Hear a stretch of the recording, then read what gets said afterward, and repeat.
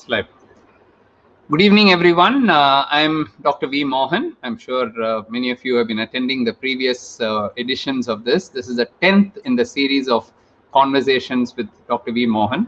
And I didn't plan it that way, but somehow or the other, it kind of goes around a lot of type 1 diabetes. We've spoken to many people actually with type 1 diabetes and others who are supporting type 1 diabetes.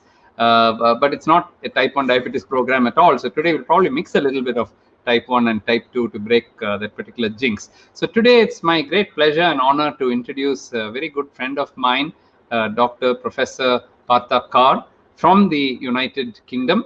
Professor Kaur is originally from India. He has his roots in Kolkata. He did his undergraduate medical education here. And ever since that, he has been in the UK, where he has risen step by step to become today one of the top consultants in diabetes. Professor Partha is now the consultant in diabetes and endocrinology at the Portsmouth Hospital NHS Trust since 2008. He has been the clinical director of diabetes from 2009 to 2015, where he has been part of multiple departments which have won several awards from the BMJ and others. He is also the National Specialty Advisor Diabetes at the NHS England and co-lead of Diabetes GIRFT. And I just learned from him that it means getting it right the first time. It's a very unique program to improve the quality of diabetes care. But Dr. Kaur is much more than all that. He's not just a diabetes specialist. He is multi-talented and multifaceted. He is an avid user of the social media and especially on Twitter to engage with patients, and he has been recognized as a social media pioneer in the year 2014. He also writes monthly blogs. He is very frequently takes part in programs in India. He is a big supporter of India, and he has many friends among diabetologists in India. He is a co-creator of Talking About Diabetes, a TED Talks for those with from those with type 1 diabetes, a co-creator of the type 1 diabetes comic, which was released and is very popular. He works with many people with type 1 diabetes in India also, I know. And he is also an expert in closed loops and do-it-yourself techniques for artificial pancreas and so on. He's also a pioneer of the Super 6 diabetes model, which aims to deliver diabetes care differently and is recognized as one of the good examples of integrated care. So welcome to the show, Dr. Kaur. It's a great honor and privilege for people in India to listen to you and to listen to some of your views. So first of all, tell me, what exactly do you do in diabetes? Are you a clinician, researcher, all of these? I know you do a lot of education. Let's hear it from you. Yeah, I'll probably start off by saying the privilege and honor is mine, I think, on two counts. First of all, to be invited by you. I think anybody who's doing anything in diabetes care knows what you stand for and what you have done for diabetes care over the years and continue to do so. So my utmost respect, and thank you very much for that. And I think to the question, I would say that it's a mixture of all the roles. So during my training period, I obviously did research, and that's where I did my MD, which was about use of flavonoids and type 2 diabetes. Primarily, I'm a clinician. I look after type 1 diabetes patients and type 2 diabetes patients, both. But apart from that, I do a policy role, which is involved with the government and politicians, etc. And that's focused on three main areas. One is type 1 diabetes, the other is technology, and the third one is around hospitals and clinics, etc. for anybody with diabetes. Those are the three main areas I do. Thank you. So let's start something about type 1 diabetes, because I know a lot of people with type 1 tune into this program. So how is it, you have seen a little bit of type 1 in India, and when you compare the two, and we did actually, a part of this was published recently in the journal Pediatric Diabetes, where we looked at the comparison between India and the US, because they had their search registry and we had a young diabetes registry in ICMR, and we tried to compare the two as far as type 1 diabetes is concerned, and we found huge differences. I mean, primarily related to the fact that in India, 80% of people have to pay out of pocket. And therefore, it means that they have to buy their insulin, buy their pumps, buy their syringes, buy whatever, pens, whatever. Whereas in the UK, you belong to a system where the NHS gives things virtually free. And so given that particular thing, how do you see people, the compliance in children or young adults or others with type 1 diabetes in the UK? So I think, first of all, I mean, I'm very, very keen. I mean, you mentioned about my interest in working in India, because I think the system is so much apples and pears. You can't compare two countries. It's, and so I think from my perspective, if you look at one, and I'll come back to your question about the UK scenario. So in India, one of the big things that needs to happen, and there's lots of work going on, is about the raising of the awareness of it. I think that's going to be a big, big issue. And I think as modern science has moved on, it's no longer just it happens only in children. Now you've got adults, you've got people living longer thanks to modern science, etc. So we need to be aware of that, and it's fundamentally different from type 2. In the UK setting, now it's very easy, and this is what I always say to people, to be very careful of saying that the UK does everything right. It doesn't. I can assure you we don't. There are many data sets which tell what we do have as a power is of data. We've got data to the nth degree, as a result of which we know where our problems are, and we can try and target it. So do we do very well in HbA1c achievements? Probably do better than a lot of other countries, I would say, but still nowhere near where you'd like it to be. But we have an advantage, as you say, of it being public funded. So if you can justify it, you can do that. But people with type 1 diabetes, the biggest challenge in this country is variation. That is no different to any country. So just like yourself in India, you'll have your center, then you'll have other centers which aspire to be like yourself but may not be. In England, we have the same problems. You've got differences of quality, and that's something which is a big challenge for people. And finally, one big similarity is also about awareness. In spite of this being a much more first world country, awareness, etc., we have a prime minister, Theresa May, who was our prime minister with type 1 diabetes.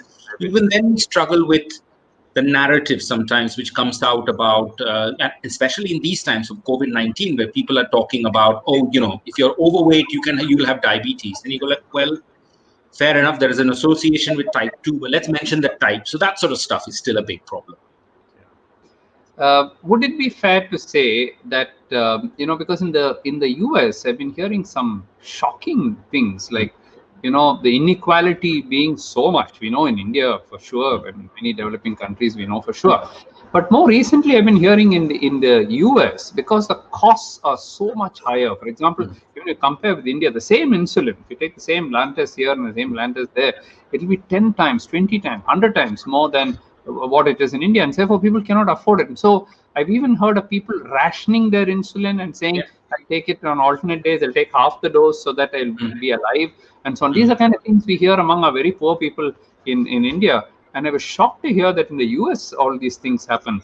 That part of it probably you may not see in the UK when everything is given to you. Yeah? No, I mean, one big, absolutely. I mean, the US one makes no sense to me. I just don't understand it. And today there was a news, I think in CNN, that people are going to the black market to get insulin. I mean, that is madness, right? And madness. But in the UK, we got one big advantage of being a monopoly buyer, as a result of which it's very difficult for companies to go and set their own price. Because, for example, we obviously have Novo Nordisk and Lilly and Sanofi. But, I always am very energized to see other companies. We talk about, the Indian-based company of Kiran Mazumdar-Shaw bringing out, opens up avenues for us to sort of have those interactions. So we don't have the price issue in the UK setting because of the public funding of the health system. So going on to, so that's one good thing. And the other, of course, big advantage that you have a small country. US is like 300 million, and no, the UK population is like one state of India. Tamil Nadu is less, even less. I was talking to my parents the other day. I mean, my dad very casually asked me, and when he was here with me, saying, so I was talking about how difficult and challenging it is. And I remember he turning around to me and saying, how many people do you have in this country? And I said, 65 million. And he said, just outskirts of Calcutta, and Calcutta itself probably has that. What are you talking about? So, it's about context. So I fully appreciate and understand it's a different world altogether. Yeah. So you take New Delhi, and if you include the NCR region of National Capital Region of Delhi, it's like 25 million people. That's more than Australia. Just Exactly. Delhi alone. And if you have Delhi, Mumbai, Calcutta has already beaten, the three cities will beat UK. And Tamil Nadu's population is 75 million now. So that's one state. Size is also about the same. UK will fit into Tamil Nadu. So that's about the state. So it's like we manage Tamil Nadu well, then we can. So if you had only Tamil Nadu to manage, I think it would have been much simpler. I always give the example of Mauritius. It's 1 million people. And Yes. it's from here, we have a resort 50 kilometers, north if you go. There's a Mahabalipuram, the Beautiful place, beautiful. Yeah, 50. So it's about 56 kilometers from where I am sitting now. That's the whole country, Mauritius. So I said, okay, if you give me that country, 56 kilometers, I'll manage it. I can't. Yes, absolutely. No difficulty in doing that. So, I mean, having said that, there are still challenges in reaching out to several million people. Now, let's come to something like pumps. Okay. So, it's a changing scenario. I know that, say, 4 or 5 years ago, pump would have been considered as the best thing. But today, after the CGMs have come and the flash glucose monitoring, CGMs and all have come, now the emphasis on pumps is slightly going away. Of course, in India, the cost is such a big factor. Government doesn't give it free. And so for people to buy a pump is like, more than a year's salary for an average person they'll have to spend. So they obviously the number of people who are on pump is very, very minuscule. Of all my type 1s, I would say less than 5% are on pump. Only that many can afford it, because it's not just the pump. You have to get the consumables as well, which is a huge amount per month, with the battery and the consumable, the tubing and the insulin and the all put together. It becomes a huge sum. What percentage of your patients in type 1 in UK would be on a pump? So I can tell you exactly what it is, because we got that data. So all the so we got about 260,000 people with type 1 diabetes in the whole of the country. Okay. Which again gives you an idea of the scale. Okay. Of that, round about 15% is on pumps. 15. So roughly, give or take, you're talking about 30,000 people on insulin pumps at the present moment. Then if you look at CGM, traditional CGM like Dexcom and the rest, you're probably looking at about 5%. So not very high. 5%? What is very low. CGM is very low. Wow. But what is high at the moment is your Libre. Freestyle Libre is now up to 35%. 35%. So that's really picking up. And main reason for that is pricing, because the government pays for it, so they will always opt for something on the cheaper side. The other CGM is not paid for, the Dexcom. Well, it's not fully paid for. So what happens is that because it's not it's at the discretion of the local payer. So they will decide whether to pay or not. As a result of which, the pickup rate is very low. So that's what it is. So mostly used in children, not much in adults. And but I think with you got Libre 2 coming and then Libre 3. So I think that market will shift. That pricing market will change. Yeah. So the Libre in India so far we have had the Libre Pro. Because we opted for that, saying that maybe patients are not yet ready to buy it. So when we got it 4 years ago, we went for the Libre Pro. But having said that, November 1st, the Libre is also coming. Super, and the accuracy is much more. Of course, the cost goes up. The sensor is going to be a little more expensive, and then they have to buy the reader as well, because reader is one-time cost. So that's coming in. Now, I mean, in the previous programs, one of the things which constantly kept coming in the question chat box and the question is the usual things which people want to know about. So what is the status of the cure of type 1? Because we're coming up to 100th anniversary of insulin next year, and that is a big thing which happened 100 years ago. So people are now asking, when is the next big thing coming? When can we go off insulin? When can we get a cure of diabetes? I want to hear that from you. And so specifically talk about pancreas transplantation, islet cell transplantation, and the stem cells. So in the world of type 1 diabetes, there is this mythical beast, which is called the 10-year cure. I have heard about it since I was in training time, and I'm sure you have heard about it. I remember going 1970s. 10 years around the corner. And I have now decided that I will stop giving people that sort of false hope. That is my view. I think there's a lot of research going on, continues to be, but I don't see anything. So when we talk about what do we have, right? We have the, and I'll come to artificial pancreas right at the end, because that's about technology. But if you look at it, you've got your pancreas transplants, which has got its plus and minus because it's a transplant. Similar for islet cells, you have to take other medication to suppress have the immunosuppression side of things. And then you've got other places I know that some people are looking at putting in stem cells, right, in your different parts of the body and saying, so the problem with that is twofold. One is you don't have the counter-regulatory measure like the glucagon to count. So just having beta cells doesn't really help you. And secondly, they also have a finite time life at the present moment. So those are the two main challenges to that. And lots of people are trying that, but that's probably looks like the most, advanced way of looking at it. I suspect I would say the word cure in inverted commas, and I think the future thereby sits possibly with the whole advent of closed loops and algorithms which will do the calculations for you. And because that's the biggest headache for people, having to think about everything, your food and your exercise and the weather and your periods and everything. If an algorithm does it for you, you've got some way forward. And I think that's probably my way of putting it, rather than saying something's 10 years around the corner. Absolutely. I think I agree with you, because right from, as I said, from 1970s, it came. And then 1980, no, it was 2000, the year 2000, when Shapiro's group, published the Edmonton trial. Yes. Oh, it's all cured now. No, Edmonton is going to cure. And then I actually sent one of my PhD students, Priya, who was my PhD student. She was working on islet cells.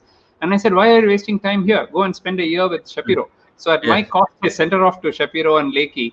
And she spent a year there. She actually did 45 islet cell transplants that she was involved in with the whole group. She was part of the team and she did everything. But by the time she came back to India, they had started failing. So then Bill Clinton then gave it to the islet cell integrate network, where he gave it to ITNs, insulin tolerant network. He gave it to 10 centers, gave $1 million each, and then said replicate it. They could not replicate it. And by the time many of those who were on insulin went back, who were off insulin went back to insulin. And I said, we can't afford to set up such a costly lab and do it for one patient, two people at a time, and people are dying of lack of insulin here. So my priority should be different, So absolutely. And I think I always give the analogy, probably not the perfect analogy, but you have this whole concept that if you had bariatric surgery, your type 2 diabetes will go away. Yeah. Well, that's not true either. Yeah. Not true either. You have the recurrence rates, you have the complications. So it's not as simple as here you go. So I think the message for anybody with type 1 diabetes, please don't believe in any hype. If anything comes along, we'll be the first to come around and offer it to you. Well put. Because why wouldn't we adopt that technology and give it to you, even if it means we making some money out of it? Also, we also have interest in that. So not only that, see, apart from all the other challenges that you mentioned, there are a couple of other challenges. One, you have to get the pancreas, and God only gave us one pancreas, so we cannot donate it in our lifetime. No. So we have to die. And then when we die, somebody should be waiting there to get the pancreas. And the pancreas is an organ very difficult to retrieve. It's not like an eye, you just take off a little bit your cornea or something and then go. Here you have to do a major surgery, take it out. In 8 hours, the pancreas is dead, gone, dissolved, all gone, not alive. So you have to do it. His heart is still beating. You have to still open him up, take out the pancreas, and then shift it, do it. And then the question of immunosuppression throughout life. It's like taking anti-cancer drugs throughout life. Throughout your life. Chemotherapy for 6 months is bad, but this is going to be throughout life. And same problem for islet cell transplantation. For islets, you need 2 pancreas. Even one will not be sufficient. You don't get more than 400,000 islets from one pancreas. Absolutely. I mean, it's an autoimmune condition, right? And if we have the solution to that, we probably will have the solution to Graves' disease, rheumatoid arthritis, Crohn's disease, celiac disease, everything. So I suspect we would have solved a lot of human problems in life if we got that. So, not that it won't come. It will come, but it's not immediate. And then regarding the stem cells, apart from the other two points that you said, there's one more. That one is that they may stop working. The other is they may start growing. And then if it becomes tumor, then you'll die of hypoglycemia and you can't stop it. It's grown now into an insulinoma or something, or teratoma or something, and then you can die of that. So all these will not be allowed in human beings until we are sure about their safety. And that's the reason why, unlike doing, in the olden days, you could do it in animals. Today, even animals you cannot do. The Animal Ethics Committee will not allow. Yes, so absolutely. It's been so slow. So we have one question here for you from Kameshwari Venkata Velidi. So Kameshwari wants to know, what is the difference between India and UK about the attitude of diabetic patients and the treatment given? Is there any difference? I think people have become more outspoken, which is good. I think, and I think if I'm very honest, I start to see some really encouraging signs of that in India as well. I've had the utter pleasure and privilege of working with lots of patient groups, whether it's diabetes or the Blue Circle or DIA. All these groups are doing what people have to do. You have to raise your voice, and I think it's important. Doctors are here. as well. So that's a fundamental difference, because if I'm very honest with you, if we didn't have the patient power behind it and charities like Diabetes UK and JDRF UK behind it, we wouldn't have been able to get Freestyle Libre to the population. So they practically forced our hand as a government body that, look, this is something we need for our day-to-day living, and you must do it. So we have to then do it as a policy person. So I think the more we have that, more data we have, more we have people with type 1 diabetes standing up and saying that, I think it will be better for the community as a whole. And my advice to everybody always is, it's a vast country with so many differences, right? India is just a magical place. Work together and you will make benefit for a vast majority of people. That's what I would say. Absolutely.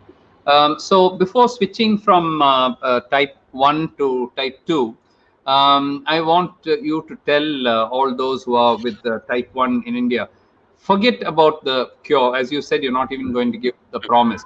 But what do we ultimately, end of the day, what do we want people to have? To have a long life, to have a healthy life, to achieve all their ambitions in life, to live up to whatever age, 80, 90, 100, like anyone else. In India, the lifespan today of men is 67 years and for women 69 years. It's increasing, slowly it's increasing, but now we have come to 67 and 69.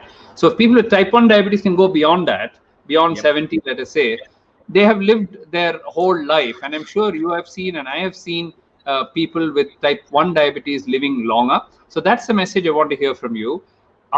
Is it fair to say that today, in this day and age, people with type 1 diabetes can live a long and healthy life without any complications? So I would say, so my message to anybody with type 1 diabetes is very simple. You can run a country with type 1 diabetes, Theresa May. You can play in the Champions League final with type 1 diabetes. You can play a player called Nacho. You can be a superstar cricketer, Wasim Akram. You can be a fantastic TV presenter like Gaurav Kapoor. There is no restriction to what you can and cannot do. And if you look at the data, I can give you UK data. Nearly 50% of the type 1 population in UK is above the age of 50. That shows the increasing age of people with type 1 diabetes. Type 1 diabetes should not be a barrier to achieve anything. I have got a patient who flies a Boeing jet, right? He does it with all the precautions. He's got all the technology. Now, I do appreciate in Indian setting, to do that, you need the help. And I'll finish with this as far as this question is concerned. To me, type 1 diabetes is based on three pillars. Self-management, to which we try and help people with, all the technologies about self-management. 2 is peer support. Try and find people who you will learn from and who will inspire you. And finally, I think, is access to trained professionals, which is where we come in. And I think the work that we're all trying to do is trying to encourage our fellow healthcare professionals to learn more about type 1 so they can give access to patients when they need it. So that would be my message. That and I appreciate all the issues around the money and the fact that not everybody's, equal. But type 1 diabetes is not a barrier to you living a completely normal, healthy life and trying to achieve anything you want to do. There is no barrier, and neither should there be. Wonderful. I think that is very well put. And I think the role of the peer support groups you have already mentioned is coming up very strongly in India to something very new for India. But now with all these groups whom you work, I've also been connecting to Nupur and the Blue Circle and to, Diabetes and Jasiti. And they're all amazing people. And the kind of control that they have all achieved, A1C of 5.5 and almost unbelievable. I wouldn't have even thought that it's even possible. And they've all done it themselves. The help of peer pressure and building and learning. They take books, learn about it, and then they, they get the will to do it. And finally, when the will comes, then they are all able to achieve it. There is somebody who is asking, Omalur Prakash. So he is asking, if COVID comes to diabetic patients, what changes will happen? Is it more risky?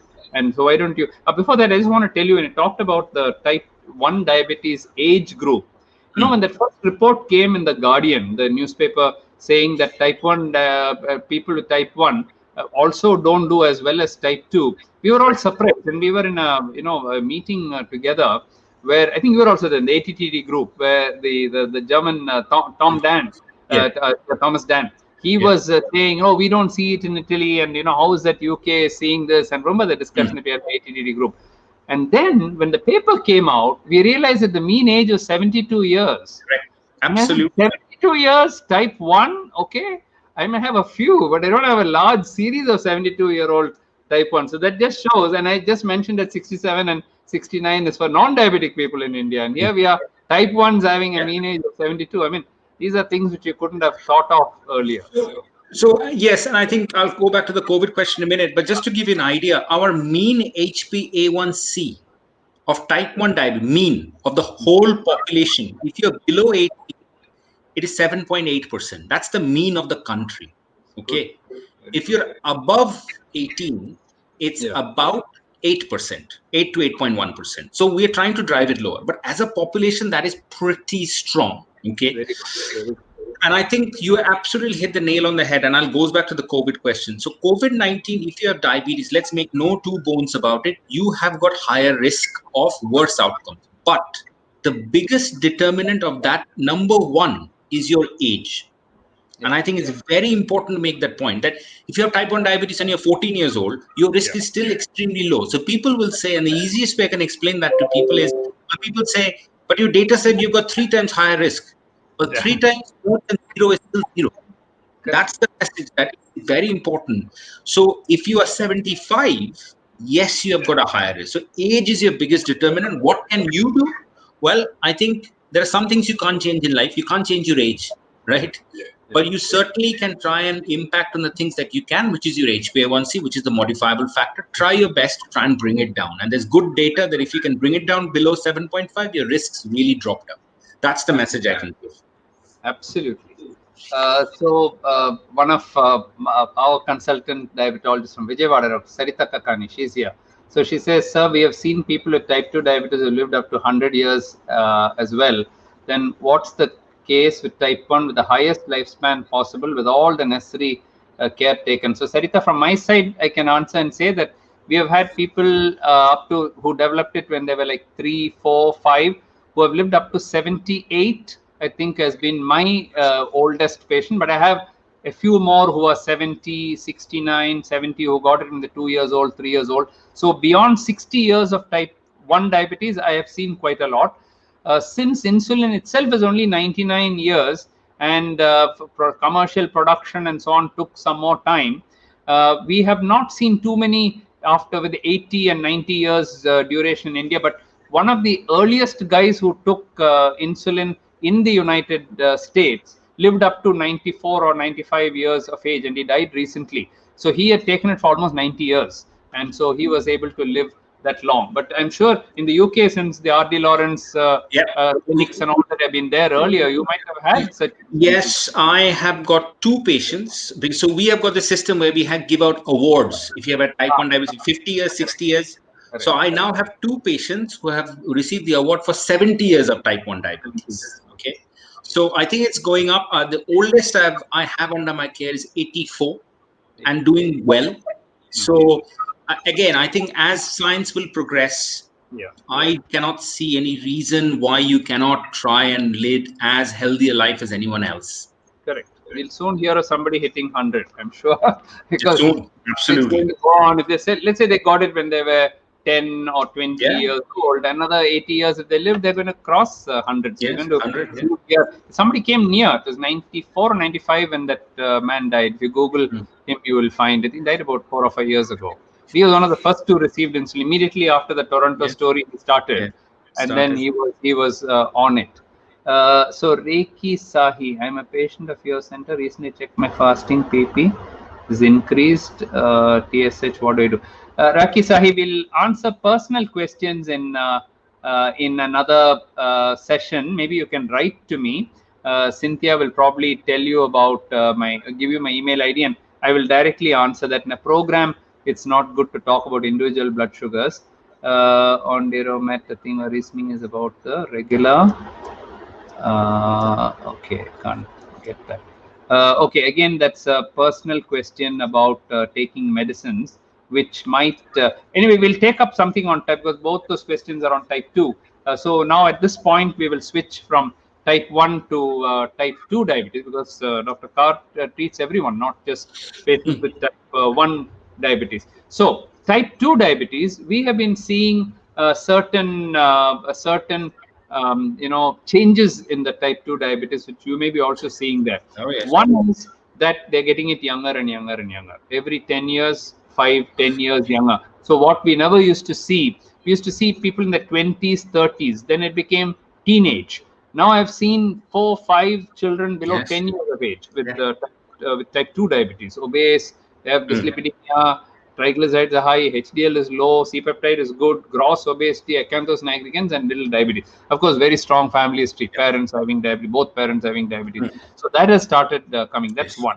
Second thing that we have started seeing is obesity increasing and increasing now, where we used to see normal body weight, thinner people, and a few obese. Now, lots of obese people have started getting it. Are you seeing those two in the UK as well? Yeah, absolutely. So I think we are our obesity, it's our type 2 diabetes rates have plateaued a little bit. And a lot of it is because we have obviously been very aggressive with the National Type 2 Diabetes Prevention Program. Wow. Our obesity rates, however, have still continued at pace. And I think my personal view is, again, if I look at time when I was growing up in school in Calcutta, and now, the fundamental difference probably is the westernization of India, where you have all the fast foods at your easy disposal, etc. So that's been the biggest fundamental change. Because one thing I note when I go back to India to see my parents or do any talks and stuff is that the festivals are the festival. There's no point in saying, oh, you eat lots of sweets during Durga Puja. Well, Durga Puja happens only once a year, right? The problem is not that. The problem is the intervening time. People are now eating everything. So you have pizzas delivered to your house and you're getting fast food all around. You walk in food everywhere. I think that's a big thing. And the other thing is people's exercise levels have really gone down with our cars and the ACs and, so that has been the two big changes. And then the usual children's stuff is our move towards, away from the cricket grounds to either sitting and just watching it or playing a video game. So that's a big fundamental shift that's happened over the years. So everybody wants to see Kohli. If they try, you better off trying to be Kohli. That's what I say. Yes. That's a good one. That's a very good one. Yeah. So although Kohli has not been doing very well in the IPL days, so anyway. So that it's glad you mentioned that, because when the lockdown came, there were people writing and saying that A1Cs are going to go completely haywire, and we were very scared too, because people are stuck at home, stress factor. We didn't know about the eating habits. Exercise definitely would have gone down because they are locked down and can't move out. But surprise, what we found, despite all that, most people, at least my level of patients who come to us, they did well. It could still be a biased group whom we interviewed, because they are the ones probably coming forward and so on. But at least there is one group, we can put it that way, at least one group who did really well. We're seeing similar patterns here. We're seeing very similar patterns here. Not in everybody, you're right. I think socioeconomic deprivation has a bearing, but generally people are, I think the news about COVID and the obesity has hit hard for some people. Yes. People got but scared. Again, if you look at it, for example, our minor amputation rates have gone down. And that's probably because people are not moving, they're not weight bearing, no ulcerations are happening. So I think that's probably there as well. So yes. True. So then the second thing was you could not order your Swiggies and your Zomatos, didn't work. So there's no fast foods, nothing, closed. So you have to eat home food. So there goes your pizza and your burger and everything goes out, your ice creams and everything went out. People didn't get cigarettes and alcohol. All liquor shops are closed. And of course, when it opened, we found these big half-mile long queues to get the liquor. The biggest queues were to buy the liquor. But that time, the smoking rates went down. Alcohol drinking went down. You couldn't order food. You had to think, and the people are sleeping better because they had, they could get to bed earlier. Otherwise, they had to come back from work and so on. And then the pollution went down. The stress levels went down. They didn't have to be in office at 9 and therefore leave at 7:30, and now they're working from home. So those stress levels went down. Of course, exercise did go down in the majority of people, except those who had some treadmills and off people. Otherwise, exercise level naturally went down. Mine also went down. I'm stuck at home. I still do my treadmill, but my rest of the walking I used to do in the hospital, walking up 4 floors, making rounds morning, evening, all gone. From here to my bedroom, back downstairs, I go and have my dinner, come back, and that's it. So it has gone down. My exercise has gone down, but then I also cut down my diet, and so Yes. I was able to maintain my weight, or actually lower my weight. So it worked both ways. But then there were others who, as you said, there are different types of people, and there were some who just gave up. They said, Yes. "Oh, we're going to die anyway, so we might as well. Why do we care about this?" And so they went completely overboard, started overeating, and then also what they started doing is they started watching not just IPL matches, but also they're watching movies and video games and sleeping at 2 a.m. and 3 a.m. Why don't I get up in the morning so I don't have to Do go to whatever. work? Yeah. So that also happened to a lot of people. So we saw two extremes, and then of course in the middle where the majority of the people. So Dr.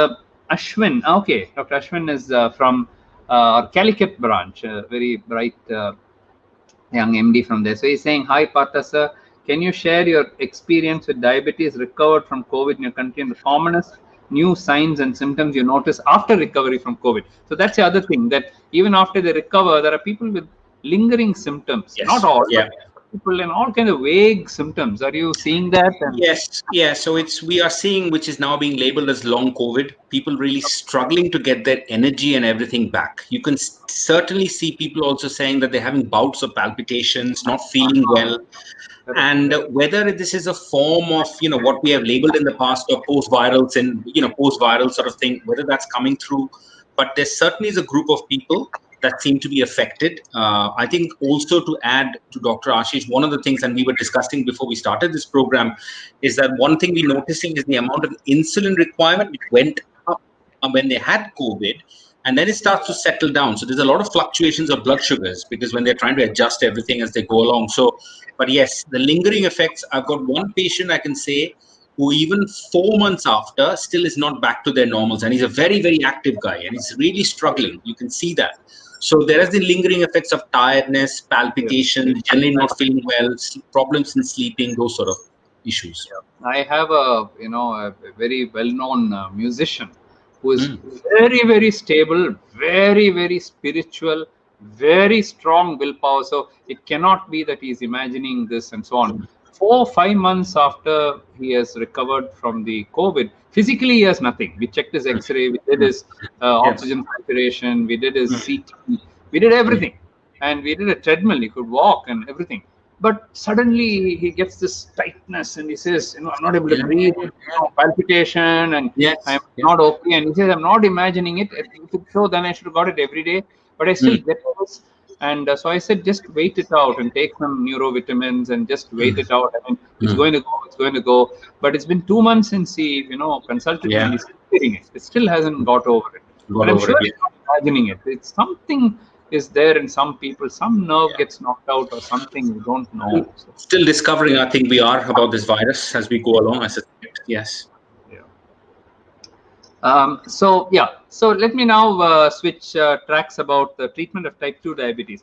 So with all these, the new drugs coming into the market, we have the SGLT2s and we have the DPP4 inhibitors and so on. Now in India, again in India and UK, it will be very different. In India, if you had to buy that, and the government settings, some government they do give these. They find they're really useful. They would give some of them. But in the majority of the government's clinics, and we also run free clinics, charitable clinics, we'll start with the lowest generic drug. Well, we can give it to more people. Same principle as in the UK. They have a pot of money. With that, you can give more people. If I buy the cost drug, then give only to 50 people. But I give to 500 people if I have.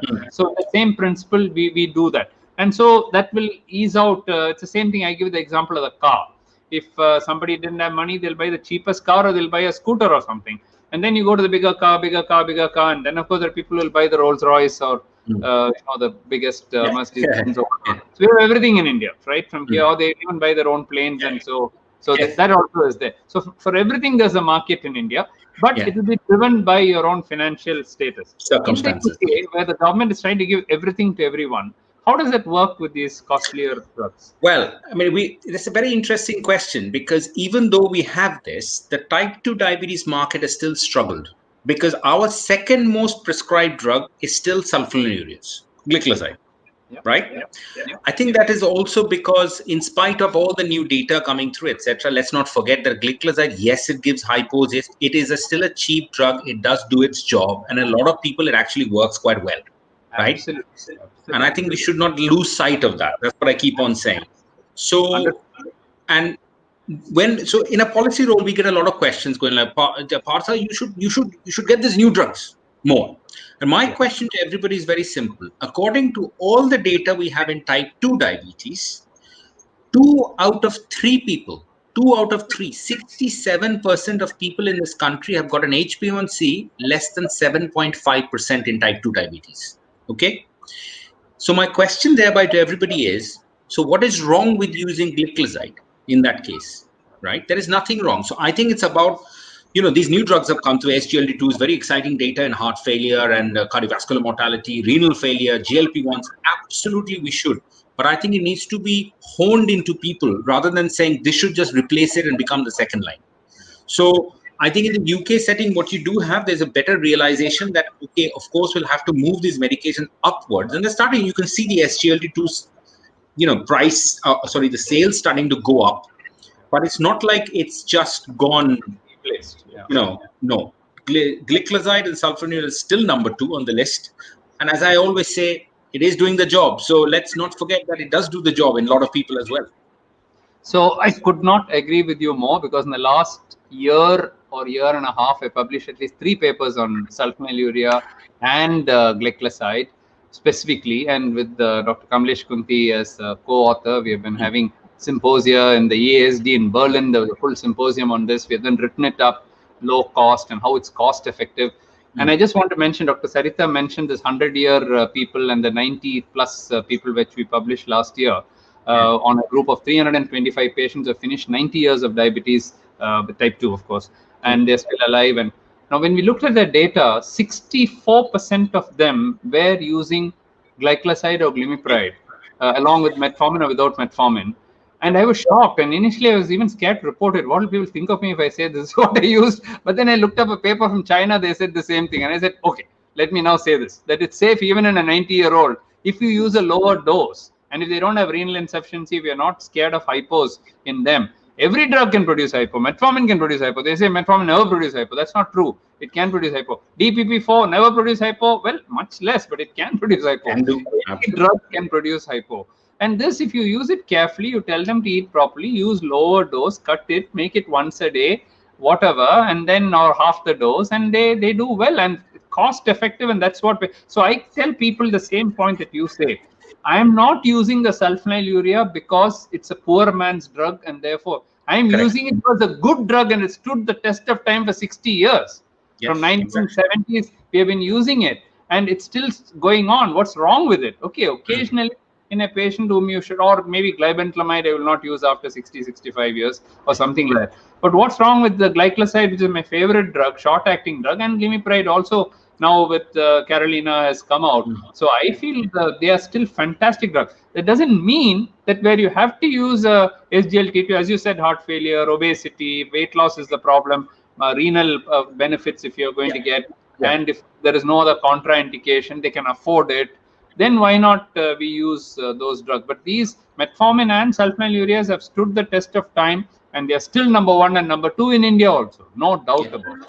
And I think economy, I mean, even when people always point me to the ADA EASD guideline, which I know is now fantastic, but people forget there is a separate column on that guideline which clearly states if cost is an issue. Exactly. And cost is an issue for like India and others.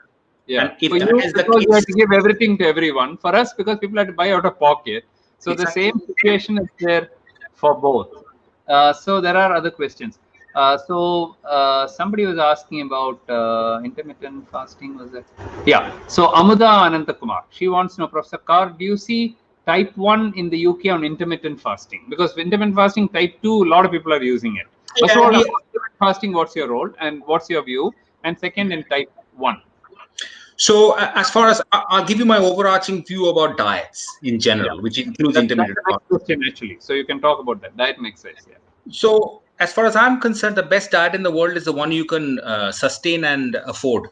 Those are the two biggest things. We can all try diets, and the problem is sustaining any diet. And then in a country like India, it's very important to have the economic strength to afford a diet. It's not, some of the cheapest food are the most unhealthy. So if you're a mom who's got 3 children to feed, well, sometimes you have to go and get the cheapest, most unhealthy food. That's life, right? So going back to the question about the intermittent fasting, I think people with type 2 are using it quite a lot, as you said. In type 1 diabetes, I have patients. I give them the usual warnings around it, try and explain to them the physiology of the insulin, the background insulin, the fast-acting insulin, how it would work. And I would prefer them to be on a basal bolus mix because it's easier to handle if you're doing intermittent fasting. So, but I've got patients who do it and they do it well. Some people who struggle to maintain it because they say, I can't do this anymore because of my job. So that's the way I do it. Exercise wise, we have got some really good information portals now available, and we make them available to patients who say the different levels of exercise. You have got people just trying to go to the gym. You got people trying to. So one of the things, and this is why I go back to one of the examples I used about peer support. And this is not, no website can tell you. For example, this guy wants to play football in a professional capacity. And I put him in touch with another chap who plays for England, futsal. And he said, his advice, I was listening, I said, oh, it never struck me. And he's going like, what you should do is, if you got type 1 diabetes and you're worried about your sugars, you should play in the front line. You don't have to run around too much and burn too much energy. And when you do, it's short bursts. Your blood sugars won't go down. Don't play in the midfield because you'll be running up and down the whole game and get a hypo. So those are little things, little tips that peer support can give you. So to the question, we use lots of information portals about exercise and yes to intermittent fasting, but with the appropriate safety advice. I think hypos you have to particularly be careful about. Yeah. So Dr. Vinod Babu is asking, what proportion of type 1 people type 1 diabetes in UK develop complications despite mean A1C of 7.8? Please throw light on how this compares situation in India. First of all, we don't have a mean HbA1c of 7.8. Vinod Babu, I wish all our type 1s had 7.8. It's much, much higher. And therefore, complications are much more in India. That's the paper we published with the US. Complication rates are much more because our control is simply not comparable to advanced countries. Sorry to say that. Yeah, so just to say the 7.8% is the data for the children in whom you see the complications are anyway quite low. In adults, it's about 8.2%. The complication rates that we track shows that you do have the issues with the eyes. That's the main issues that we find in type 1 diabetes. But one thing we've got a national eye screening program there. Everybody with type 1 diabetes or type 2 gets a screening. So one big thing of that, and that's one message I could leave as a public health message, is that after about 7 years of having we'll screen everybody, we'll make sure you go and see an eye specialist. The diabetes is no longer the number one reason for blindness in this country. That's taken us a long time to get there because we picked them up very early. So and that is probably the biggest population change we have seen. The diabetes not being one of the... Is it age-related macular degeneration? Macular degeneration. ARMD. Yeah. Okay. So Dr. Ashwin has got another question. Can you share your experience with the reversal of diabetes other than bariatric surgery, the low-cal direct trial probably, low-calorie weight loss diets, early insulin therapy to reverse diabetes? How long could you do this, and what about reversal in general? Yeah, so I think that's probably been one of the biggest and most exciting thing that has happened in type 2 diabetes over the last few years. I remember those slides when we were all growing up that you had type 2 diabetes and you beta cells forever and, you went down and that's it. That's it. But I think that dynamic has been changed by this trial. The low-calorie diet from Roy Taylor and his group looks very promising. We're rolling it out in 5,000 people now. We're taking the trial into the population. But I think there are lots of lessons we need to learn. It's a soups and shakes diet to begin with. So how many people will be able to maintain it? Correct. And more importantly, what other support do you need? It's very easy to do things in a short term, just like we know. Correct. The challenge is how do you do that after 12 months? And lifelong. It is once you've got type 2 diabetes, even pretty if you boring. reversal, boring if nothing else. That's where even the keto diet and all these things fail. Of course, keto diet is a very unhealthy diet because of the amount of fat you. But even having said that, even those who have achieved, let's say, 4% reduction in A1C, 10 kg loss of weight, 15 kg loss of weight, 6 months later, they're all back because they can't continue it. How can they keep on Very eating difficult. meat, no rice, no roti, no chapati, no this, no that, no bread, no. They go on and on. And after some time, you can't just keep on eating the same thing. So that's why you said sustainability is a very important point in the beginning. Anything that you do slow and steady is better than something crash and then again go up. This yo-yo effect is probably worse than Worse. not losing weight at all. Yeah. Possible, yes. So, how common is childhood type 2 diabetes in the UK? What are the community level interventions undertaken to combat this in the UK? So we got about 8 to 10,000 people below the age of 18 with type 2 diabetes. So it's coming up. And I think there's about, if my memory serves me right, about 2,000 people below the age of 10. So it's coming up. Yeah. So Wow. one of the big things we are trying to do, which is working with the government, is to have very clear. So, for example, we are banning all adverts after 9 o'clock or before 9 o'clock about anything which would promote like cereals and high fatty food and stuff like that. So, we are working with the government to do that, do some population changes. We are forcing all the Coca-Cola companies to reduce their sugar content. They have to do it by law. So those are the things that are, I think that childhood obesity is a big challenge, because the biggest issue that we have which drives obesity is your deprivation. So if we come to, because UK is yes, it's deprived, but you still get access to, unhealthy food. So, deprivation in India is a very different concept to deprivation in UK.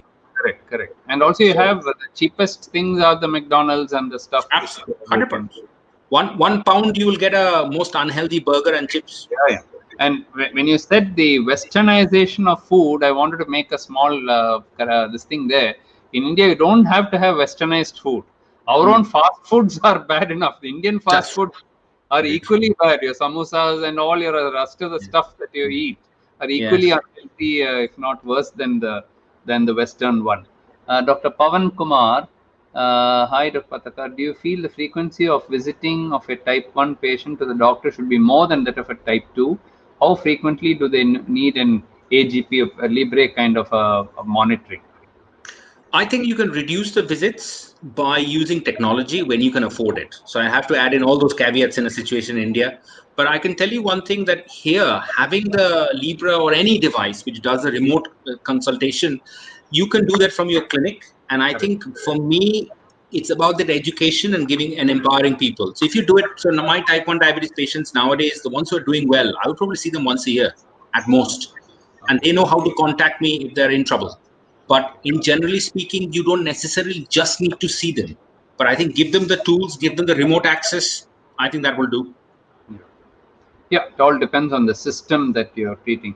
Absolutely. Dr. Chandrakanta Chaudhary, what single tip would you give to tackle high variability of glucose in type 1? That's the single thing troubling us and patients too, the variability, GV. She's talking about the glycemic variability.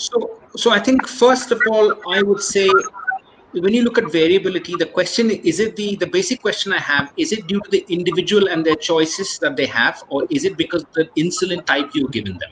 I think those are the two fundamental questions. So if you find somebody's got a very erratic lifestyle, or there are lots of changes in their life which is accounting for that, that's easier said than done to tackle, because you can't tackle that. You can have advice, and then it's up to the individual to see what changes they can make or not make, as life is. On the other hand, if it's the insulin, I think we need to look at the science. We need to look at the progression of insulin from the older insulins to the newer insulins. And if variability is a factor, then we need to. And I always give the analogy of an iPhone 4 and an iPhone 10. They both do the same thing, which is answer the phone call, right? But one is a bit more smoother and a bit more, a little bit more advanced. And I think old insulins work as good as new insulins if you just want to reduce blood sugars. But if you want to do the little bit more nuances of flattening of the variability, you're probably looking at the more newer insulin. That's what I would say. So Dr. Mohammed Munir is my former colleague from Muscat, Oman. So he is now looking after the clinic there. So he's asking, do you use off-label SGLT2 in type 1? Well, it's not, DAPA is actually approved in Europe for type 1. Yeah. Yes. So a short answer is yes, DAPA is licensed in the UK by NICE. So we do use it, but at the moment we're using it with a lot of caution, simply because of COVID-19 being around, because we don't want to increase the risk of ketosis, etc. But we also give them very clear advice, which is done by Chantal Matthews' team. It's out there, and we give that to them. And it's really useful, telling people what to do, what to stop, what to be aware of with the raise of ketones. What you need to give yourself a carbohydrate load and take fluids, etc. So that sort of advice is given. That yes, we do, and it's not off-label here. It's definitely on-label for dapagliflozin. So 4 to 5% is the DKA rate, which is what I've had a few troubling patients of mine who are just not coming down, and so I've been tempted to use this, but it's not approved in India yet, and so I just hesitating to use it. But definitely, some patients relapse, because I've seen some reports of fantastic improvement, just like in type 2s, very good improvement. Paresh Dandona from Buffalo, my good friend, he uses it a lot, and so Satish Garg from Satish does, yes, of course, yeah. So, okay. In type 1 diabetes, okay, the other one is about metformin. Do you use metformin if you're obese? Yes. That we all do. Absolutely. Yeah. So, Naveen Narayan, do we have any studies showing the impact of obstructive sleep apnea on diabetic control and COVID affected patients? Something came out even recently on COVID. Yes. Yeah. Something. So I think it's all ties into the whole metabolic picture of type 2 diabetes. I think very simply put, if you're looking at OSA or sleep apnea, you're looking at people with higher BMI and higher obesity levels. And thereby, if I haven't misunderstood the question, you normally would associate worse outcomes of them if they get affected by COVID, because as I said at the beginning, if you had to pick the two biggest determinants of worse outcomes with COVID, age and body weight, those are the two big things. Right, and uncontrolled diabetes probably. Yes. Then okay. So do you use once weekly dulaglutide? Dr. Anil Kumar wants to know any side effects with GLP-1 effects of GLP-1 Trulicity dulaglutide. Is it popular there in UK? It's used quite a lot. I think we've got 3 options now. The weekly, we got the Bidurian, we have got dulaglutide, and we have got semaglutide. So 3 options on the table. Okay. 3 options on the table, and people use. Has oral sema come? Just arrived. So should be available, I think, or is just being made available right now. So again, something that people are looking at, because if you can't see patients, educate them about injections, maybe an oral one would be easier. That's the sort of thinking going on behind the scenes. I was in a meeting recently reviewing the entire evidence. It's very encouraging, but it's not as effective. The effect is definitely lower than the injectable. Correct, compared to the injectable, yes. Injectables. And then, of course, the weekly insulin is going to be the next thing. We are working on that now. So if that comes, both weekly GLP, having said that, weekly GLP 1 is a breakthrough. Oral GLP 1 is another breakthrough. Whatever the effect, it's still a breakthrough. It's like oral insulin, so it's a breakthrough. And third is, if we are able to get weekly insulin, that's really so. Times are really changing compared to science is moving, definitely moving. Yeah. So let me see whether any other questions are there. Let me see. I think we have covered most of the questions. Okay. So we are almost at the hour now. We have only a couple of minutes to go. So why don't we wind up with, why don't you give your basic advice to people with type 1 diabetes, type 2 diabetes, and in the context of COVID, what would your suggestions be? So I think in the context of COVID, I think the first thing is that don't be paralyzed by fear. I think that's what I would say to everybody. COVID-19 is with us. It's not going away till a vaccine arrives. And even then it will take time to inoculate the population and et cetera, et cetera. I think whether you've got type 1 diabetes or type 2 diabetes, I think you need to, it's not something you have done. It's arrived, it's a virus, you've got diabetes, and you need to now focus on the things you can try and make best of. You can't change, as I said, your age. You can't change your control immediately, but you can start working on it and work with your parents either. Can't change your parents either. Can't change where you were born. Can't change a lot of things. But can definitely impact on 2 things. One is your weight, and one is your diabetes control. Now, I fully give that with the caveat that it's easy for us doctors to sit behind a desk and say, you should do this. But I think we should try as best as we can, as we mentioned in this whole talk, try and avoid the fast foods, try and concentrate on what you can do, try and get what exercise you can, try and look at that. And diabetes wise, think of what you can do on your day to day to make a difference. I think that's all we can advise. At the end of the day, that's the information we have. It's not about scaring you, but, and I think I'll again finish with the same thing I started with. Don't be paralyzed by fear. Life will go on, and this will all come to an end as well. And we'll all go out and enjoy our lives as well. But till then, we just need to do what we need to do. And finally, please be making sure that you follow the advice that's being given by all the governments. Social distancing, masks where needed, hand hygiene. Ironically, it's a bug that can easily be killed if you wash your hands and keep our hygiene. So let's all do that, and I'm sure we can do what's necessary. Thank you, Dr. Partha. I've enjoyed talking to you. I find that you're extremely balanced in your views, and you have that Indian side of you as well. So I'm sure this will not be the last of our discussions. We will be looking forward to interacting with you after the COVID situation. We'd definitely like to invite you to our center. I know that you have a passion for type 1 diabetes. We also incidentally work with the Hinduja Foundation, and they keep talking about you. Ashish Bondia and Mr. Dheeraj Hinduja, they keep talking about you. So there's lots to do in India, and I'm also trying to get all these people together, the Diabetes Group and the Blue Circle Foundation, and bring all these people together, because there's real power is in the people, as you said. And we can be facilitators, but in whatever way we can be there to guide these people to take the disease into their hands, and they themselves, many of them being great ambassadors. I think a lot can be done, so that somebody who's newly diagnosed today, who's seeing everything bleak, can have hope that many before me have done this, and it's not the end of the world, and we can all do well.